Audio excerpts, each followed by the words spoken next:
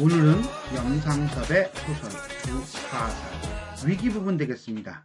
정례모친이 김우김과 교장에게 돈을 빌리게 된 경위를 회상의 형식으로 서술하면서 교장에게서 돈을 이자를 갚기를 독촉당하는 그 장면이 되겠습니다. 이 작품은 해방 직후 혼란한 시기를 배경으로 물질적, 정신적 파산을 겪는 두 인물. 그래서 한 사람은 물질적 파산, 한 사람은 정신적 파산. 내가 볼 때는 둘 다긴 하지만 어쨌든 간에 그래가지고 제목이 뭐예요? 두 파산이에요. 일단 정신적 가치가 파괴되고 물질 만능의 가치관이 만연되어 있는 당대 사회상을 풍자하고 있는 소설이다.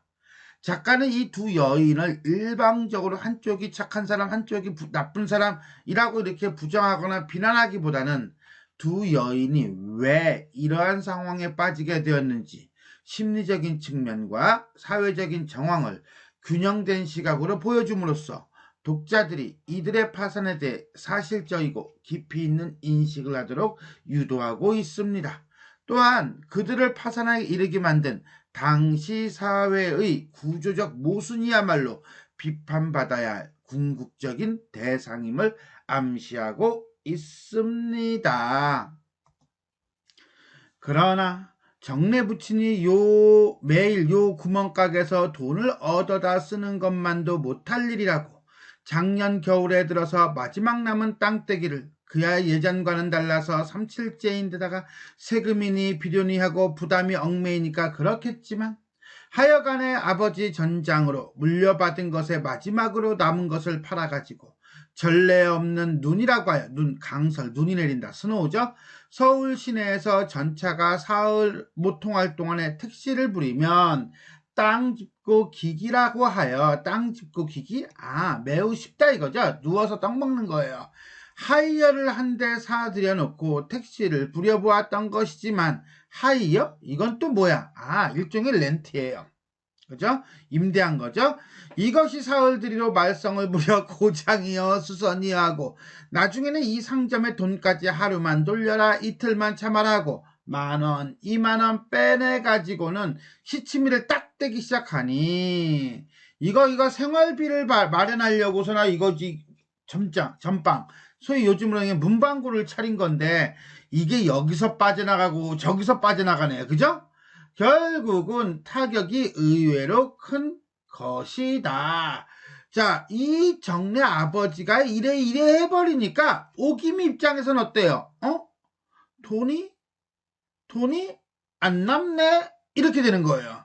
그래서 오김이는 나 돈 뺄래? 이렇게 얘기할 수밖에 없었던 거죠. 왜? 오김이는 뭐니 해도 머니가 최우선이니까. 자, 이렇게 정례 아버지 이야기가 삽입된 이유는 결국은 오김이 갑자기 목돈을 빼가는 계기를 들여줌으로써 정례 모친이 결국은 교장의 돈까지 빌리게 되는 그런 상황에 몰렸음을 보여주고 있다라고 보시면 됩니다. 이 꼴을 본 오김이는 에그머니나 하는 생각이 들었던지 아니야 이거 돈 남을 수가 없겠구나. 올 들어서면서부터 제 미천을 빼내어 가겠다는 것이다. 결국 오기미의 성격이 나오죠. 뭡니까? 매몰차고 실리를 추구하는 성격이다. 사실 잘못하다가는 자동차가 이 저자터까지 들어먹을 판인데 벼랑간 오기미가 빠져나간 뒤니 한편으로는 시원하나 10만 원을 모아서 빼내주는 도리가 없었다. 돈이 있어야지. 이렇게 거들할 바에는 집어치우지. 겨울방학 때라 더구나 팔리는 것은 없고 쓸쓸하기도 하였지만 오기님이는 날마다 10만 원을 재촉하러 와서는 이런 소리를 하는 것이었다. 남은 집 문서를 잡혀서 이거나마 시작해놓고 5 식구의 입을 매달고 있는 터인데 제 지발만 쏙 빼놓았다고 이런 야면찬 소리를 할 때 오김이 정례모녀는 얼굴을 빤히 쳐다 저런 게 다 있어 저게 내 친구야? 이랬다는 거죠. 야멸차다라고 하는 것은 자기 생각만 하다 이기적이다 이런 뜻이라고 보시면 돼요. 세전 보증금이나 빼내고 네게 넘겨버리지. 설비한 것 하고 물건 남은 것을 얼려서 한 10만 원 정도 받을까? 그러니까 지가 받고 싶은 거야. 그렇다면 내가 누구 하나 지시해줄까? 지시가 뭐야? 소개해줄까? 은근슬쩍 가게를 처분할 것을 꼬드기고 있는 거죠. 이렇게 권하기도 하는 것이었다. 네게 넘기게 해서라도 자기의 10만 원을 어서 뽑아가려는 말이겠거니와 어떻게 들으면 10만 원이 이 전방을 자기가 맡아서 잡겠다는 말눈치인 듯도 싶었다. 내가 바쁘지만 않으면 통틀어 맡아가지고 훨씬 확장을 해놓으면 이 꼴은 안 되겠지만 내가 어디 틈이 있는 몸이어야지 라고 하는 거는 자기는 아니다 뭐 이런 거죠. 그죠? 이렇게 말을 시작하는 것을 들으면 한 발은 들여놓고 한 발은 내놓는 소위 말해서 양다리를 걸치는 수작 같기도 하였다. 자동차 동티라고 하는 건 피해를 주는 골칫거리 미천을 홀딱 집어먹힐까 보아서 발을 뺀다는 수작이다. 한편으로는 이렇게 한참을 꿀리고 학교들은 방학을 하여 흥정이 없는 이 판에 흥정이 없다는 건 장사가 안 된다는 거예요. 뻔히 나올 구멍이 없는 10만 원을 해달라고 못살게 굴면 독촉을 하면 성의 가시니 상점을 맡아가라고는 말이 나오고 말리라는 배짱 같은 것도 보이는 것이었다. 모녀는 그것이 더 분하였다. 솔직히 오기미는 가져갈 돈 다 가져가지 않았나? 그렇잖아. 배당금으로 해가지고. 그런데 또 돈이 없는 거 뻔히 아는 친구지간에 계속 재촉을 하니까 짜증이 확 나는 거죠. 정내 못 치는. 그러면서 얘가 이러는 거는 아마 자기가 가게를 내놓으면 지가 하기거니 지가 10만 원에 뚱땅 하려고 하는 거죠. 그러니 정내모녀의 입장에서 볼 때는 짜증이 화가 파이어 하고 올라오는 거지요 라고 보시면 되겠습니다.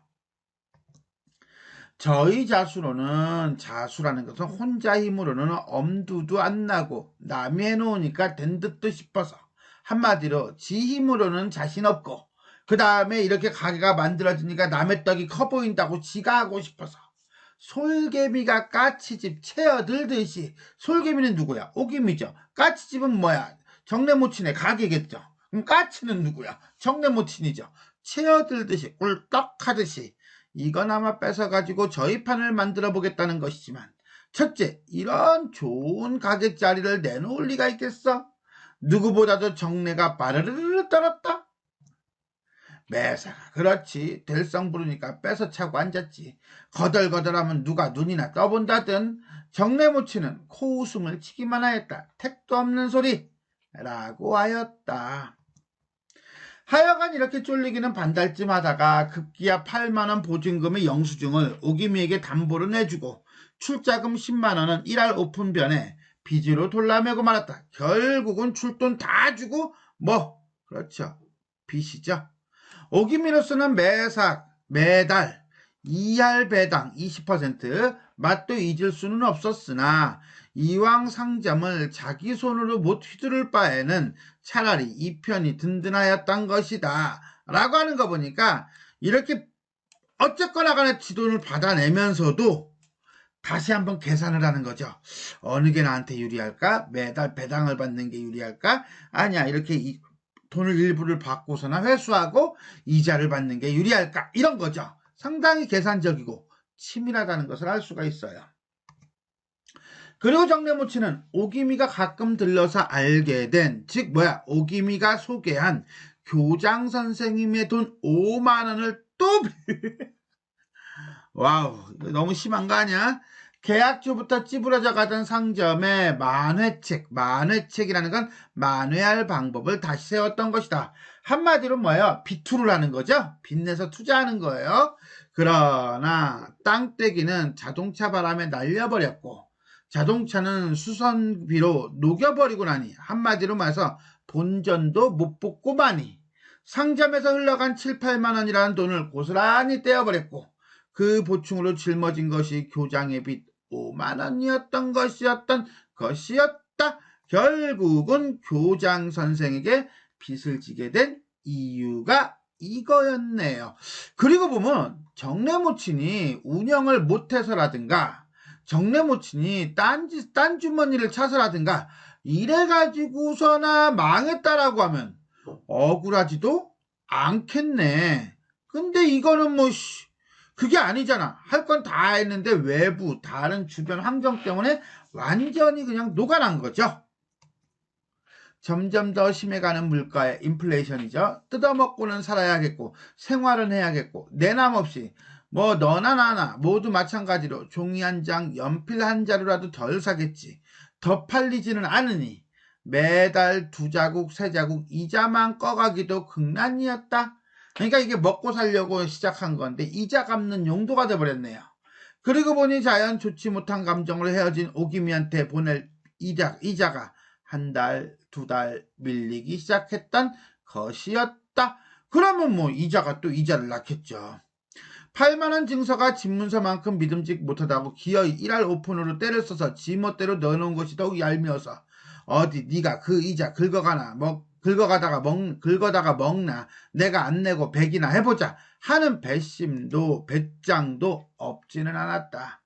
오기미는 역시 지가 좀 과하게 하였다고 뉘우쳤던지 혹은 8만원 증서를 가졌느니만치 마음이 놓여서 그런 건지 별로 들르지도 않으려니와 들러서도 이자 재촉을 그렇게 하지 않았다. 도리어 정내 어머니 편에서 이자가 밀려 미안하다는 말을 꺼내고 그 끝에 이 여름방학이나 지나고 계약 초 한몫 보면 모두 내리다마는 원체 1할 오부가 좀 세지. 그때 형편에는 1달 후면 자동차를 팔아서라도 갚겠거니 해서 해준 거지만 벌써 2월부터 8달이나 6개월이나 밀렸네요. 그죠? 1할씩만 해도 8만원 어이구 한 번만 깎읍시다 하고 슬쩍 비쳐 보이면 오기미도 그럴싸한 듯이 아무렴 좋도록 합시다 하고 웃어버리는 것이었다. 그러던 것이 계약이 되자 이달 들어서 부쩍 재촉하면서 1할 오부 8달치 이자 12만원 거기다 아울러 22만원을 교장 영감에게 치러달라는 것이다. 그러니까 완전히 떠넘긴 거죠. 지금 앞에서 있었던 상황들에 대한 부연 설명을 쭉 해주고 있는 거예요. 급한 사정으로 이 영감에게 20만원을 돌렸었는데 한 달 이자 1할에 2만원을 얹으면 꼭 22만원 불이가 맞으니 이자가 붙는 것이 맞으니 셈치기도 좋고 마침 잘됐다고 싱글싱글 웃어가며 조르는 오기미의 늙어가는 얼굴이 더 모질어 보이고 얄밉고 밉상스러웠던 것이다. 결국은 원금과 이자를 합쳐서 22만원을 교장에게 치러달라는 거죠. 그러면 깎은 게 있어? 깎은 거 없죠. 한 푼도 안 깎은 거예요. 그러니까 지 먹을 거는 다 먹은 거라고 보시면 돼요. 와, 계산 정말 잘해요. 그죠? 경제학과 내지는 경영학과 이쪽 아니야 회계학과? 이쪽 나온 거 아니야 혹시? 문학을 좋아하고 이런 거 아닌 것 같아. 내가 볼 때는. 대단합니다. 마치 22만원 불이를 채우느라고 그동안 8달을 모른 척하고 내버렸던 것 같다. 그러니까 오기미의 픽피처였네. 정래 어머니는 기가 막혀서 말이 나오질 않았다. 오기미에게 속아 넘어간 것 같아서 분하였다.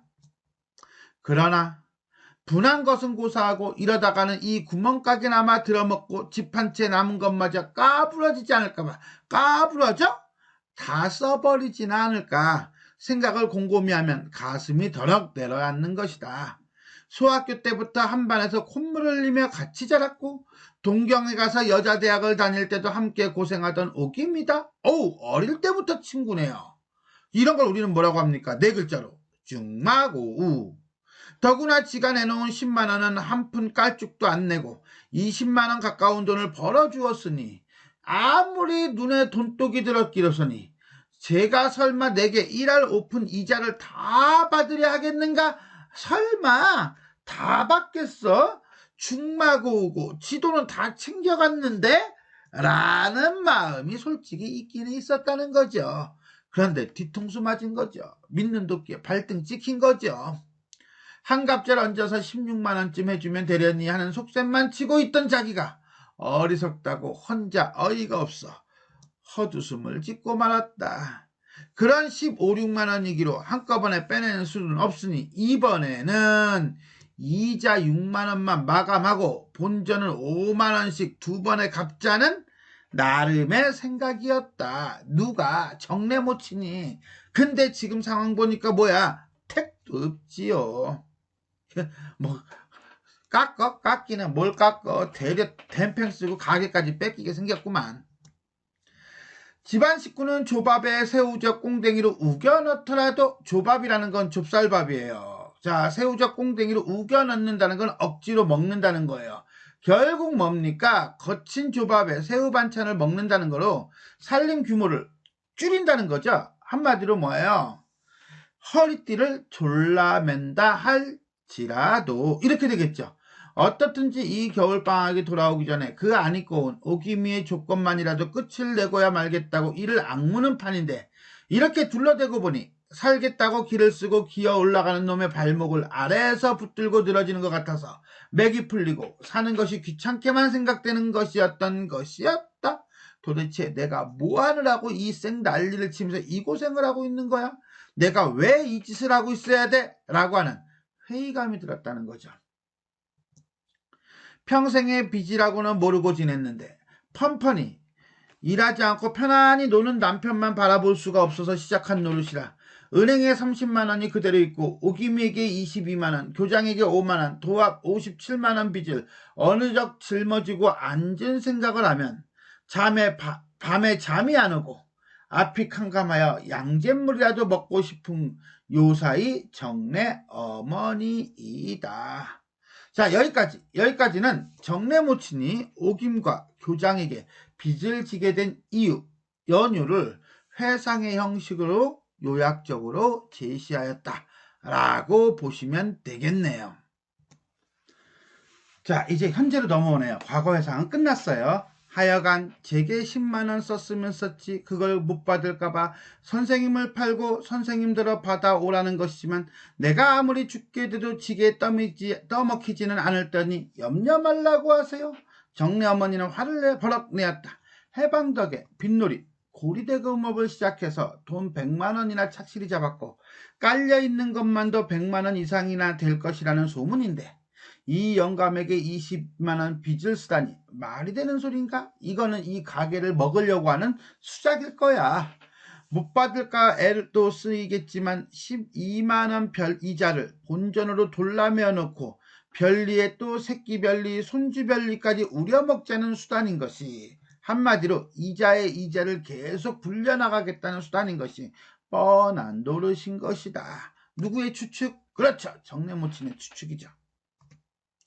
10만원의 1할 오픈변이면 1만 5천원밖에 아니 되나 20만원으로 돌라매어 놓으면 1할 변만 해도 매달 2만 2천원이니 7천원이 더 붙는 것이다.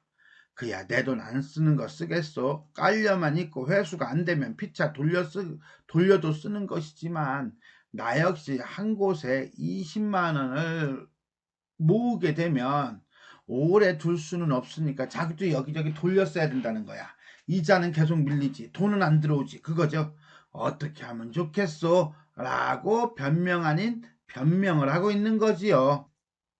영감은 무척 생색을 내고 이 편 정내 모친의 사정을 보아서 석 달 기한하고 자기 조카의 돈 20만원을 빌려주게 할 터이니 뭐래니? 지 돈 못 갚으면은 자기 조카에게 얘기해가지고 돈을 또 융통하라는 거야. 그건 빚을 갚기 위해서 또 빚을 지라는 거예요. 이거 완전히 이건 진짜 인간이 아니네요. 그죠? 다시 말하면 조카에게 20만원을 1할로 얻어줄 터이니 우수리 2만원만 현금으로 내놓고 표를 한 장 써내라는 것이다. 우수리라고 하는 건요. 어떤 금액 제하고 남은 돈이죠. 오기민의 이 영감에게 미루고 영감은 또 조카의 돈을 돌려 쓴다고 표를 받겠다는 꼴이 저희들끼리 무슨 꿍꿍이 속인지 알 수가 없으나 요컨대 석 달 기한에 표를 받아놓자는 것이요. 그 사품에 7천원의 이자를 더 받겠다는 수작인 것이다. 사품? 사품 뭐야? 그 참에 그 마당에 돈독이 오르면 이렇게도 오르는군요. 특별히 1할 변인 대신에 석 달 기한이라는 조건을 붙이는 것도 무슨 속셈인지 알 수가 없다. 석 달 동안에 20만원을 만드는 재주도 없지만 석 달 후면 마침 겨울방학이 될 테이니 차차 꿀려가는 제일 어려운 고비인 것이다. 정내 어머니는 이 연놈들이 무슨 원수를 졌다고 이렇게 짜고서들 못살게 구는 것인고 하고 한바탕 들이대고 대들고 싶은 것을 꾹 참으며 선생님께 쓴 돈 아니니 교장 선생님은 아랑곳 마세요. 오김이 들어와서 조르던 이 상점을 떠매야 가든 마음대로 하라죠. 하고 딱 잘라 말을 하여 쫓아보냈다. 자, 여기까지가 염상섭의 소설 두파산 위기 부분이 되겠습니다. 자, 여기서는요, 특징이 있다면 과거 회상이 좀 길게 들어가요. 거의 한 절반에서 3분의 2 정도까지가 과거 회상이면서, 그러면서 정내 모친이 왜 경제적 파산자가 되었는가를, 이 상황까지 몰리게 되었는가를 쭉 설명해 주고 있습니다. 그죠? 자, 일단 정내 모친은 왜 경제적 파산자가 되었는가? 자, 요거를 요 파트에서는 살펴볼게요. 정내 모친은 남편을 졸라서 집문서를 은행에 넣고 그 다음에 30만 원을 얻어가지고 부볐어요. 그러니까 한마디로 은행 대출 30만 원 받죠. 요거는 위기 파트의 내용은 아니고 전개 파트의 내용이에요. 그죠? 자, 그런데 여기까지는 그래요. 그러나 학생들이 차츰 꼬이게 되고 찾아가는 것이 많아. 그래서 가게를 확장하고 싶은 뭐가 생겼어? 욕심이 생긴 거죠. 뭐라고요? 욕심이 생긴 거예요. 그래서 뭐합니까? 5만 원씩 2번에 질러서 10만 원을 오기미한테 빌리게 됩니다. 결국 우리는 여기서 몇 가지 문제점을 볼 수 있어요. 정내 모친한테. 일단 이게 사업이라고 해야 되나? 하여튼 사업은 사업이죠. 사업인데 뭡니까? 그렇죠. 전빵을 차린 거예요. 요즘으로 얘기하면 문방구를 차린 거예요. 자, 문방구를 차리는데 어떻게 차렸습니까? 그렇죠. 은행 대출을 받은 거예요. 일종의 비투를 한 거예요. 그리고 난 다음에 또 애들이 꼬이니까 뭐합니까? 욕심을 부립니다. 욕심을 부려서 또 더블 비투를 하는 거죠. 이번에는 소위 말하는 사채를 쓴 거예요. 결국 정내 모친은 자기 돈보다는 남의 돈, 즉 은행과 오기미의 돈으로 문방구를 차린 거지요. 문제는 이 차린 게 문방구라는 데 있습니다. 즉 뭐예요? 문방구가 뭐예요? 연필 사고, 공책 사고, 스케치북 사고 이런 거죠. 소위 말해서 뭐 냉장고, 세탁기, 자동차 이런 큰 이윤이 남는 게 아니라는 거예요. 짜잘한 이윤들 남는 거란 말이에요. 짜잘한 이윤들을 남는 곳인데 그것을 남의 돈으로 빠듯하게 시작했다는 게 문제예요. 그러면 이자를 갚아야죠. 그 다음에 자기 생활비 해야죠. 그 다음에 물건 팔았으면 또 물건 들여놔야 되죠. 이게 가능해? 현실적으로 불가능하다는 거죠. 이 문방구라는 업종 자체가 큰 돈이 오고 가는 돈이야. 이윤이 크게 남는 게 아니기 때문에 어느 순간 생활의 공간이 아니라 뭐의 공간이 되어버렸어요? 빚을 갚는 공간으로 바뀌어버리게 된 것이다. 이렇게 봐야죠. 자, 여기까지는 버틸만 했나? 어쨌든 버틸만 했어. 방학 때 조금 쫄리긴 하더라도 버티고 했는데 문제는 여기 한 번 더 있죠. 정내 부친이 구멍가게에서 돈을 얻어다 쓰는 것만도 못할 일이라고 택시를 부리면 땅 짓고 기기라고 하여 자기 택시도 아니고 임대를 해서 렌트를 해서 택시를 부려보았어요. 그런데 이게 10,000원, 20,000원 빼가고 시치미를 뚝 떼기 시작해요. 그러다 보니까 가게가 깨갱하게 되는 거죠.